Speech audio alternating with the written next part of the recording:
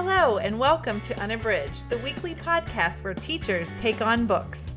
This is Sarah. Join us for bookish episodes and a monthly book club pick. This is Ashley. Find us on Instagram, Facebook, and Twitter at Unabridged Pod, or go to our website, unabridgedpod.com, where the books we read are linked for purchase. This is Jen. Check out our Teachers Pay Teachers store, our Patreon page, and our newsletter. Please rate, review, and subscribe on Apple Podcasts to support us. You want opinions about books? We've got them. Hi, and welcome to episode 168. Today, we're discussing our book recommendations that feature some of our favorite tropes. Before we get started today, we just wanted to remind you that if you are loving Unabridged and you want to get more involved, a great way to do that is to join our ambassadors program. You can do that at our website, unabridgedpod.com/ambassadors. This is a great group of people. It's free to join. And what you're able to do is just participate in helping us to make some decisions about things that we talk about, books that we read, and you promote our podcast when things come out and you're loving what you're seeing. And then we send some swag your way. So it's just a great group and we would love for you to join us. We're going to get started today with our bookish check-in. Jen, what are you reading? So I am reading James McBride's Deacon King Kong, and this is one of the books that is in the bracket for the Tournament of Books. My real life book club is also reading it this month, and it's been one I've been wanting to read. I love James McBride's work, and I'd heard a lot of good things, but as we often talk about, sometimes with literary fiction, it's a little bit of a hurdle for me to pick the book up without having a deadline or a due date or some sort of motivation attached, because I know it's going to be some work and my brain is not always functioning these days. Anyway, so I'm looking at the summary now, and I'll just say this is a tough book to summarize even at the beginning, because it's very much more about the character and the writing than it is the plot. But it does have a really cool incident at the beginning. Not cool, maybe compelling incident at the beginning. So there's an older man in this neighborhood named Sportcoat, whose wife died 2 years ago. And since then, his attachment to reality has been a little sketchy. And he wanders down the street one day and he's talking sort of nonsense, but nobody really pays attention to him because that's his normal. And suddenly he goes up to this young man who is a drug dealer in this neighborhood and who everyone is scared of, and he shoots him in the head. And nobody has any idea why. I don't want to give a spoiler, but I will just say everyone is pretty sure at this point that Sportcoat is going to die, because the kid, whose name is Deems's influence in the neighborhood is such that he has all of these people who were looking out for his interests and invested in his business. And the fact that this loss happened means that Sportcoat is probably not going to make it very long. So yeah, it's this really interesting, again, the characters are really interesting. They're really vivid. And McBride's writing is just phenomenal. So he has these long, winding sentences that are talking about the state of the neighborhood and different people's points of view within that neighborhood and the different roles that have emerged for people. Those who are dependent on the drug dealers, those who hate them but don't want to do anything to stand up to them, those who are really frustrated by it and doing what they can to act out against it, but their power is not the same as the people who have the money behind them. So it's really looking at sort of the social hierarchy that's behind it. That all sounds very solemn, but it's also really funny. Sportcoat is eccentric, and it talks about how 60 or 70 years ago when he was born, they said he wouldn't make it a day, and he is this medical marvel. He had extra teeth, so dentistry students were always eager to get him because they could pull his teeth because he had extras. And so it's just all of these really bizarre things as it's building his character. So it's one of those things that is this great balance of humor and solemnity and an earnest look at some social issues that are important. So yeah, it's a tough one to summarize. I'm really enjoying it. I don't know if that summary would make anyone want to read it, but I would say it's worth picking up. So that's James McBride's Deacon King Kong. That sounds fascinating, Jen. I love his work as well and definitely want to read that one. I've never read any of his work, but He's really neat. And I think he's one of those authors who's continually pushing himself to do different things. So he writes brilliant historical fiction. The Good Lord Bird won the National Book Award and the Pulitzer, I think, a few years ago. That's recently been adapted. He has some World War II fiction. He has a book about James Brown. He's just all over the place. I think he's a really interesting person. I got to see him speak at a local university. And he was also just really kind. He was one of those authors that seeing him in person made me like him more, which does not always happen, but it was a great experience. So yeah, I really like him. And Sarah, I think you would love The Color of Water because that's his memoir that Jen shared about before. And I think you would love that one because it's just like, I think it has a lot of the characteristics of the memoirs that you have enjoyed. And then it's just a fascinating examination of his life and a beautiful story. Yeah. Yes. When Jen talked about that a while back, I thought that sounded like something I'd really like to read. Yeah. I think I probably have that one on my shelf. I can bring that to you. What about you, Sarah? What are you reading?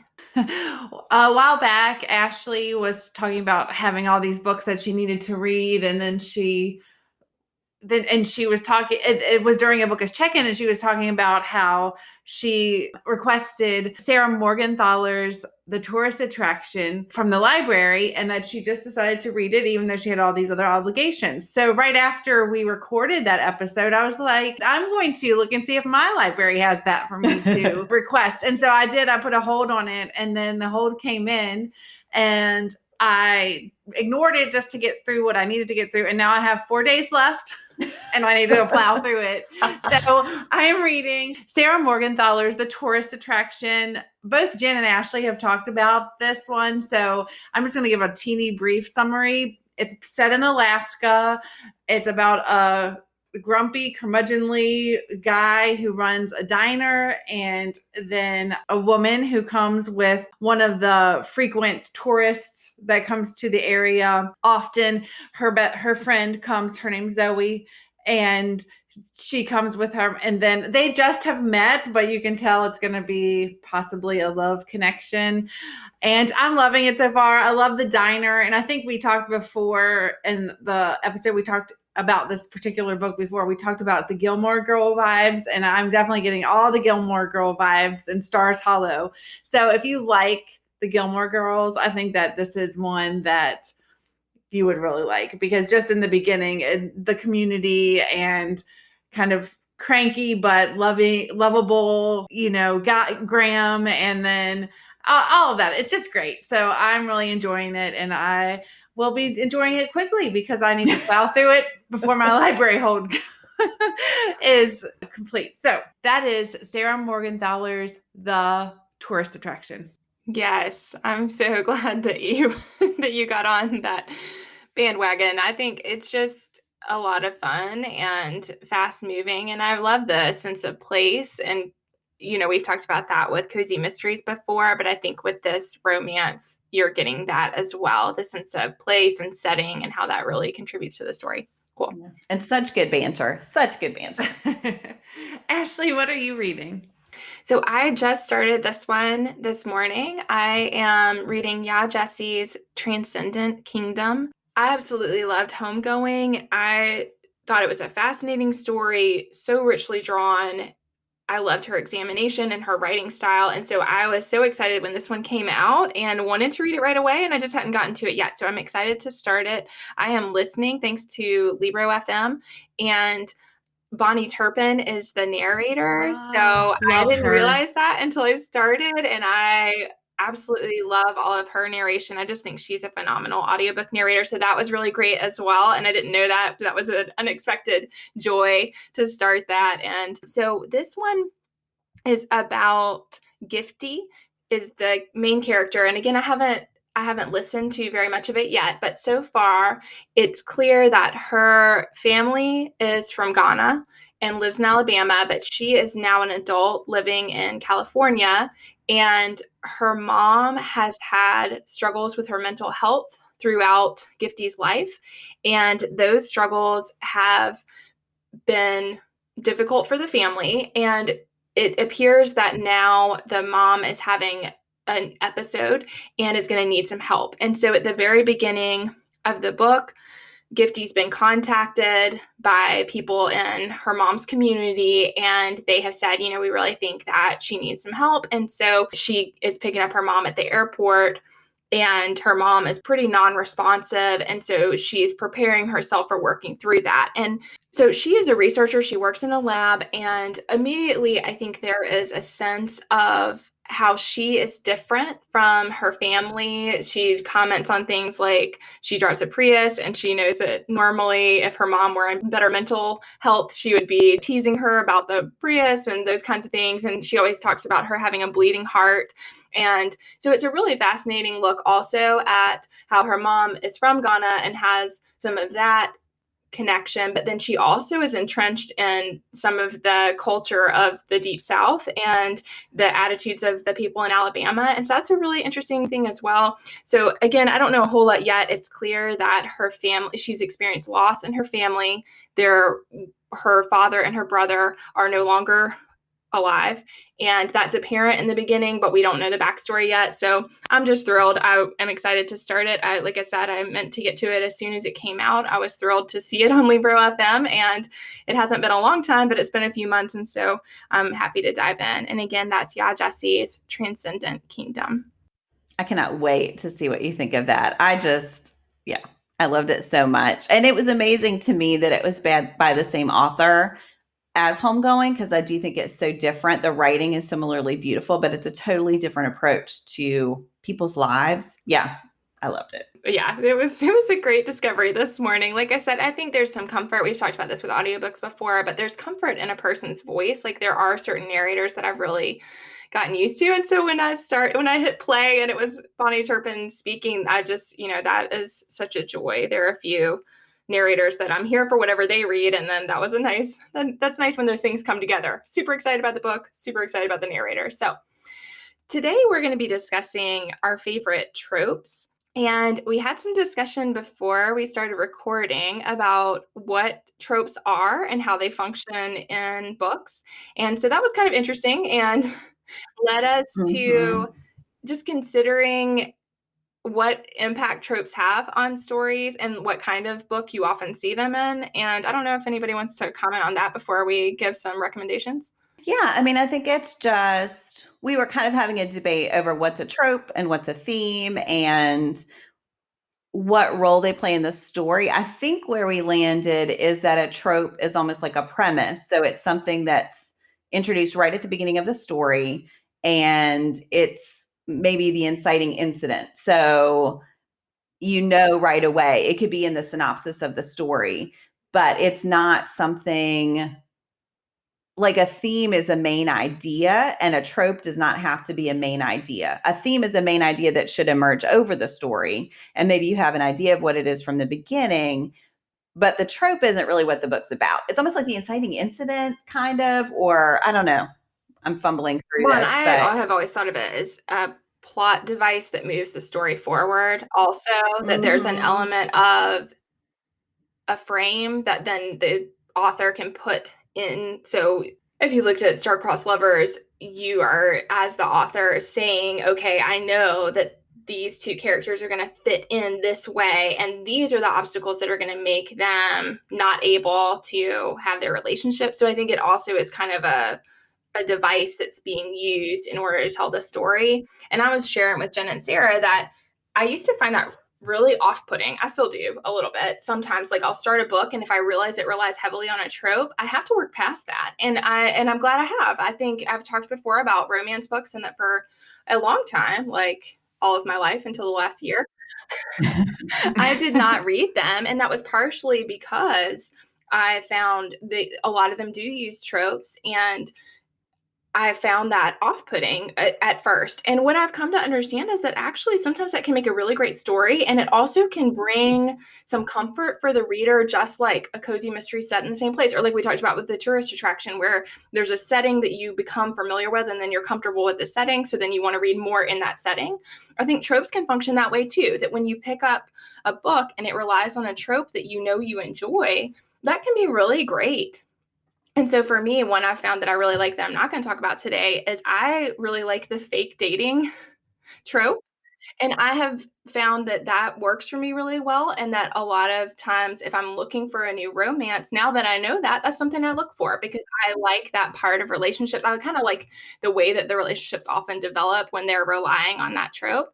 And so because of that, I've read several great books that I've really enjoyed that. I mean, Talia Hibbert's Take a Hint, Dani Brown relies on that. Alexis Hall's Boyfriend Material also relies on that. And both of those I absolutely love. So again, it doesn't mean that all of them are going to work for someone, but I do think as you come to find those things that you enjoy, it does help us when we're looking at our giant stacks of TBR. It can help us make some choices about which ones to try. Yeah, I think it can also maybe steer me away from books that I don't want to try. I will say, usually because they rely on tropes most heavily at the beginning, I often can work through my dislike. There are some tropes that I just don't love. I can often work through my dislike of it because I do think in a well-written story, it's going to move past the trope pretty quickly. But I do sometimes have to work through a visceral reaction against certain tropes. Yeah, that's what I've found for myself too, is that sort of, that again, the visceral reaction is not always accurate for how I'm going to feel about the book, but I've had to learn that about myself, that just because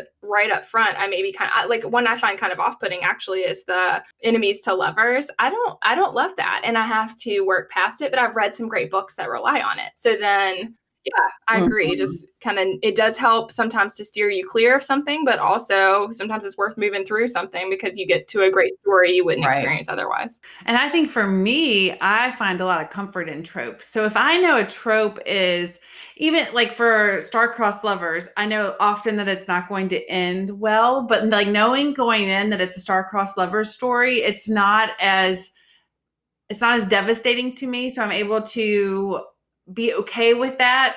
A lot of times, like with books that are not going to end well, I find comfort in knowing that what's coming. And then that way I'm not as devastated. Sometimes when I watch TV and I'm anxious during the show, I'll take my cursor over, because often I'm either watching on my computer or in like something that's recorded, and I'll go and I won't watch the end of the show, but I'll just kind of see what the pictures are at the end of the show, so that like if I'm watching, you know how like reality TV, if I'm watching something and someone's getting eliminated, I'll go and see who is gonna get eliminated, and then I'll go back and then I can like really be present, because I get anxiety with the unknown. So that's why tropes for me bring some comfort, and especially in a time when I'm having a hard time reading or I'm in a reading slump, going to a tried and true trope for me is comforting and helps jumpstart my reading.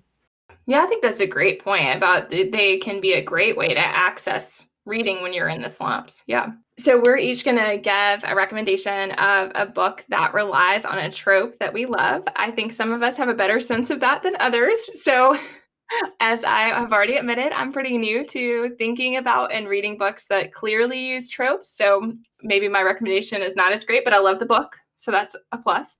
Sarah, you want to start us off? So one of my favorite tropes is star-crossed lovers. And actually, to me, I've read a lot of YA books that employ this trope more than adult books. And I think that star-crossed lovers works well with YA because of the angst. Because I think a lot of times YA, especially romance books, rely heavily on teen angst. And so that's why I love that. I love the angst. And I'm a sucker for like a sad story, but that has all this love and passion. I just like that. So in the one that I'm choosing, although this one I think kind of rises above the trope because it's so good and I love John Green so much.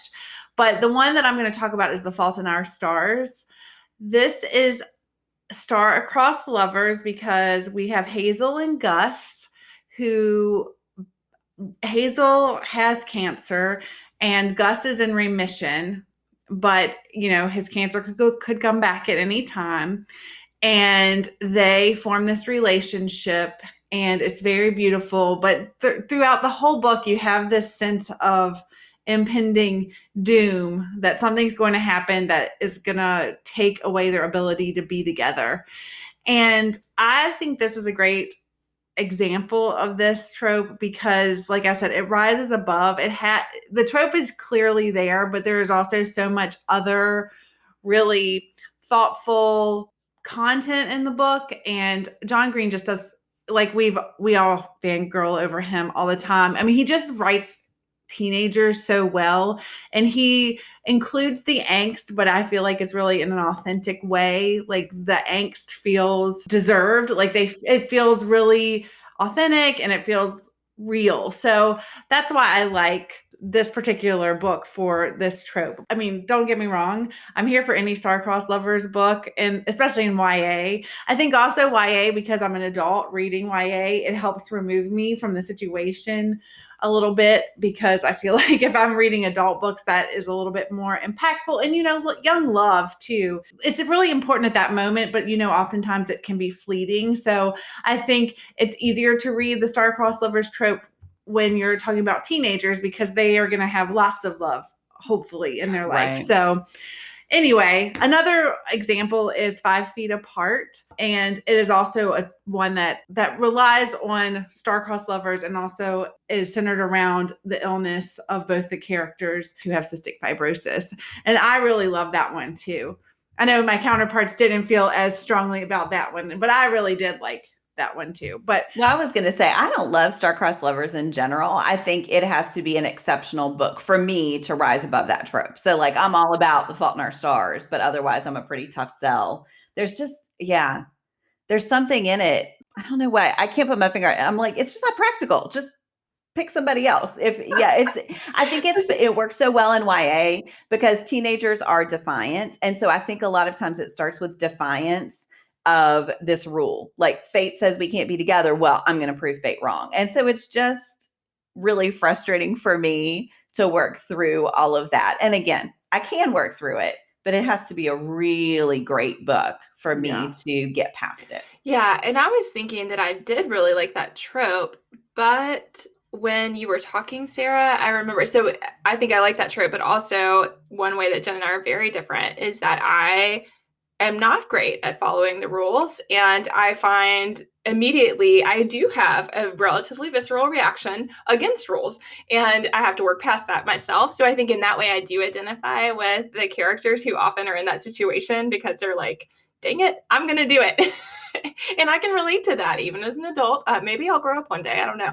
But I feel like I like that trope, but then when you were talking, Sarah, about The Fault in Our Stars, that is a great example for me of one where I did really have to work to read it. I would not have read it, but we were in a book, Jen and I were in a book club at that time, and the book club read it, and then it was phenomenal.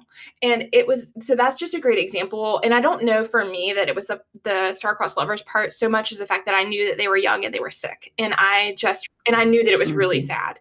But then it was a story that I couldn't, like once I read it, I was so glad that I read it. And I found it, my mom died of cancer. I found it very cathartic to read the story because I felt like on the page, it really showed the illness in its real form and not in the way that I'd seen it portrayed in other books.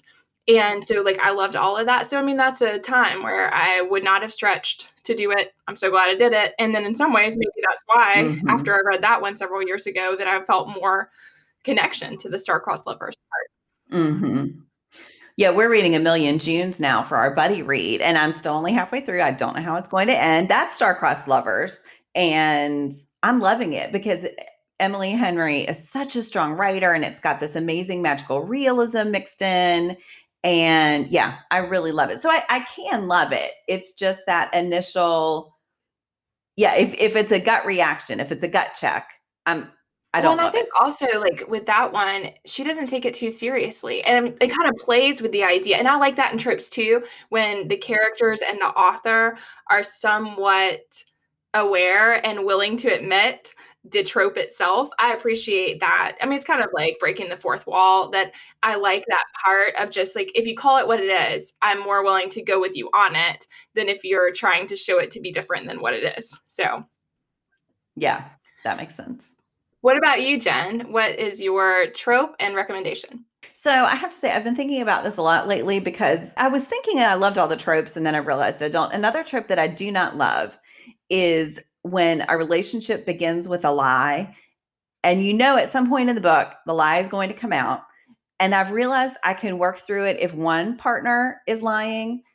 But I've read all these books recently where both partners are lying to each other. And I know at some point it's going to come out. And I just keep screaming in my head, just tell each other the truth. Just say it. And yeah, so I've been thinking about tropes a lot lately because I was like, what is this that all these authors are writing about both partners lying to each other? You know it's going to come out. Just say it. How do you think this is going to work? Anyway, one I do love, and it's funny because Ashley mentioned this earlier as one she doesn't love, but I really love enemies to lovers books.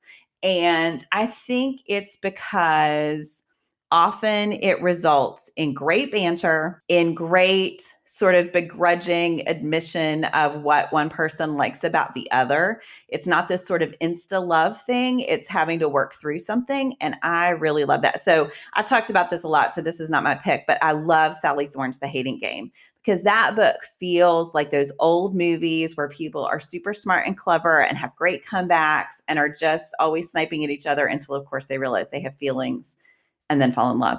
Another great one is Casey McQuiston's Red, White, and Royal Blue, which is actually kind of star-crossed lovers also. Mm-hmm. So I feel like it has a bunch of tropes, but it never feels formulaic. And it's definitely enemies to lovers. I love that one too. But again, we've talked about it a lot. So the one that's officially my pick, I read recently, and it's Helena Hunting's Kiss My Cupcake.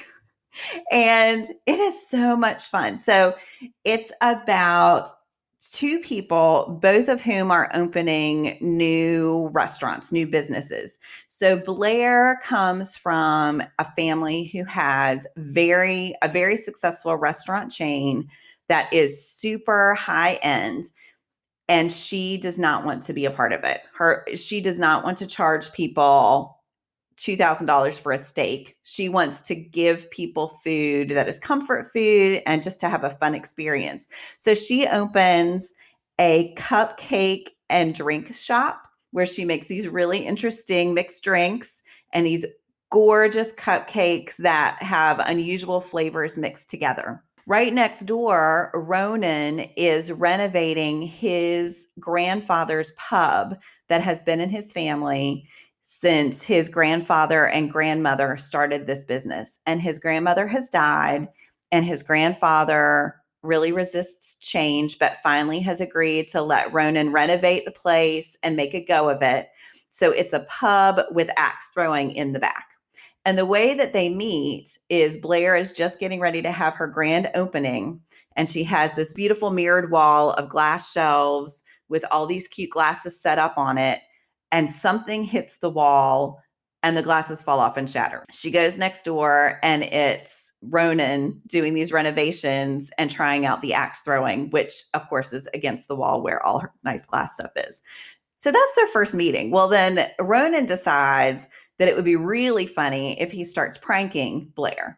And actually at the beginning, he's pretty much a jerk. Like, it's one I really had to work through. He does some really he decides to have his grand opening on the same night that Blair has hers. He comes into her grand opening and passes out flyers to his pub while she is trying to get new customers. So it starts out where I really disliked Ronan, but then you find out that he just thinks it's funny and that he really wasn't meaning to take her business. Their hours are different. So she is more during the day and to like dinner time. And then he really gets going at dinner and after. So he thought it would be okay that they could send business to each other, but he never articulated that to her, which communication is key, people.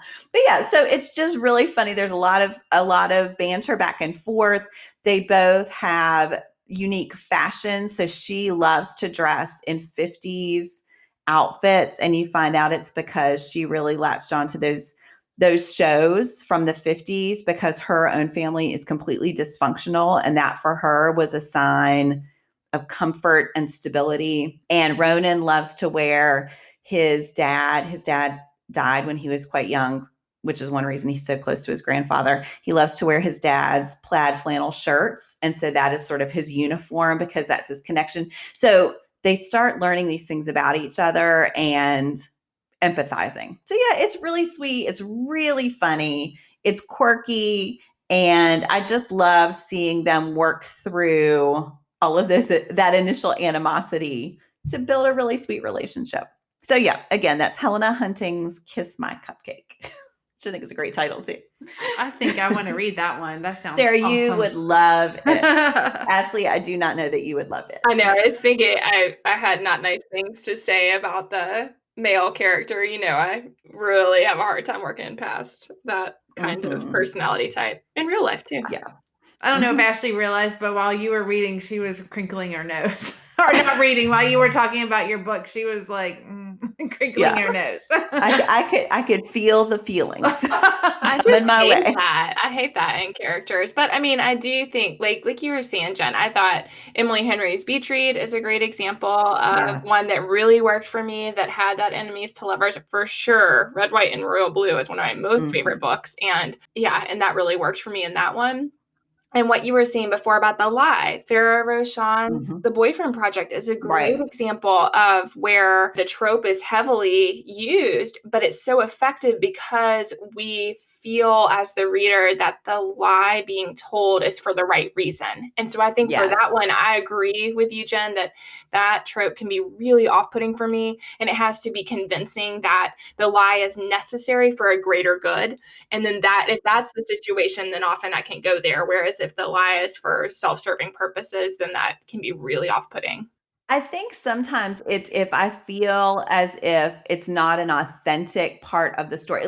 With Farrah Roshan's The Boyfriend Project, it was an authentic, non-manipulative part of the story. Whereas sometimes it feels as if the trope is just there to be there. And that's when I don't love it as much. If it's not an organic part of the story, I just get really impatient with it. Yeah. It reminds me of when I was little, I would go stay with my grandma every summer, and she loved soap operas. And sometimes I would go there multiple summers in a row and not have watched the soap opera in between. And people were still perpetuating the same stupid lie that they had been last summer. And I would get frustrated with it even then. Just tell the other person. And instead there's all this bizarre manipulation going on. Anyway, it's clearly I have scars from childhood with this trope that I have not yet overcome. So Ashley, what's your trope? So as I already shared, I wanted to talk about this because I absolutely love this book and it does use a trope. I don't have a lot of examples of this. So honestly, I don't know for sure that this is my favorite, but I can see why the trope works in the book, and I'd be willing to read more books that include this trope. So the trope that I wanted to share is the switching lives trope. And the example that I wanted to give that I highly recommend is Beth O'Leary's The Switch. And the reason I love this one is because this centers on Lena Cotton and Eileen Cotton, who are a granddaughter and a grandmother. Lena is a workaholic living in London. She feels that her work is at the center of her life. She doesn't really know who she is outside of work. She doesn't do much for free time, and she's just very work-centered. And then Eileen Cotton lives in a tiny village and has she is a very active person and very involved in her community, but she is much more balanced in her life and just lives much more of a small town community life. And they have lost Lena's sister to cancer. And all of them are still, including the mom who is involved in the story as well, all of them are still reeling from that loss and also finding their way.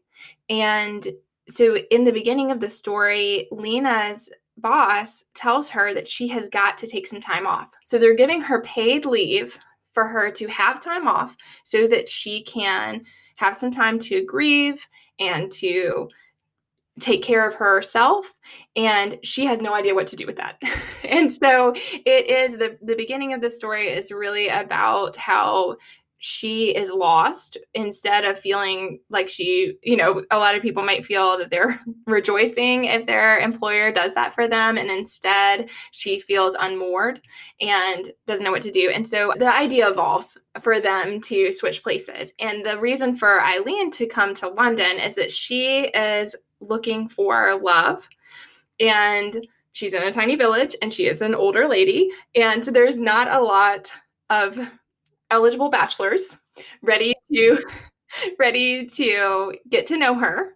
And so that's kind of the motivation, is for her to go to London so that she can get involved in the dating scene and try out some of the online dating so that she can meet some people. And then for Lena Cotton to be in the village where her mom lives as well, and to have some time to just force herself basically to be away from work, because if she has, left the location, it's going to be a lot easier for her to be away from work. And lots of things transpire from there, but I just absolutely love this story. And there's lots of romance and things that are happening for both of them as far as relationships. But I think at the center, why I loved the trope and the part I loved so much is how they came to understand each other even better. And what I loved the most about the book was the relationship between the two women. So I really loved, for one thing, I think I shared this on a bookish check-in at some point, but for one thing, I absolutely loved Eileen. She is an older woman who is portrayed as being feisty and active and excited about life. And I think that we don't see that depiction of older people that often in stories, at least for me. I haven't read that many that center an older woman who's excited about romance, who's looking for love, who's open to new possibilities. I don't think we see a whole lot of that. And so I absolutely love that part. And then I love the relationship between them. I think they have a really tender relationship, and they've been through a really hard time, but they are finding a way toward healing. And this switching of places really opens up the possibility for them to heal. And so I just think it's great. And I like that. I think what I like about the trope is that when you have to be in someone else's life for a period of time, of course, you come to see their experiences in a different way. And that's what really worked for me in this one, is just that Lena had no idea how active and involved, and I mean, her grandmother just does so many things every day. And so, she just didn't realize that about her. And so I think that's really cool. And then I love her grandma trying out this new adventure and going to the city and being there and trying to navigate social media and phones and stuff that she doesn't have any experience with. And both of them just really opening themselves up to a new experience. So that's why that worked for me. And again, I don't have a lot of books I've read in that trope, but I think that I like it as a convention because I love the way that it brings about a new experience for the characters. And again, that's Beth O'Leary's The Switch. I like that trope too. I like that trope in movies and TV shows too. I like the switching lives thing. You should read Emma Lord's You Have a Match. And that one does not rely predominantly on that trope, but it does have a little parent trap element within it that's a lot of fun. That it's like a mini trope. I'll have to check that out. I've heard good things about that one. It's so good. Oh my goodness. And I will say that's one that has a ton of lies at the center, but because it's like you were saying about the boyfriend project, because you understand why the people who are lying have told the lies. In one case, it's a legal matter. And in another case, it's because of the other person's feelings. It worked for me because it came from a good place and it didn't seem manipulative. Both of the big lies in the story come from a really good place. But yeah, I love that. That's a YA book. And it's my first book by Emma Lord. I really want to read Sweet Cute now because I loved it so much. But the writing is great. The characters are fun. And it's one of those books that the secondary characters are as vivid as the primary characters. So you get kind of an ensemble feel, which I always really love too. I have Sweet Cute, but I haven't read it yet. And I haven't even heard of You Have a Match. It just came out. I don't have the date in front of me, but January it's really 12th. recent. Yeah, it's really fun. Yeah, I think both of those sound great, and I've heard really good things about them. So to wrap up today, we hope you've enjoyed our conversation about tropes. We are so interested to hear, in general, if you like tropes or not, and if you do, then which ones you find that work for you. What are your favorites? So let us know on social media at Unabridged Pod. To end today for our Give Me One, we're going to share one of our best college memories. Jen, what's yours? The first thing that popped into my head, I just decided to go with. So when I was in college, it was the time of the mixtape. And one of my friends, I had a really close-knit group of friends, and one of my friends every year would make a mixtape with a song to represent each person on our hall. Oh, that's and yeah, it was really sweet. So she'd type up these cute show notes. I'm sure you all can picture this. She got the blank tapes and she would type up the show notes on colored paper.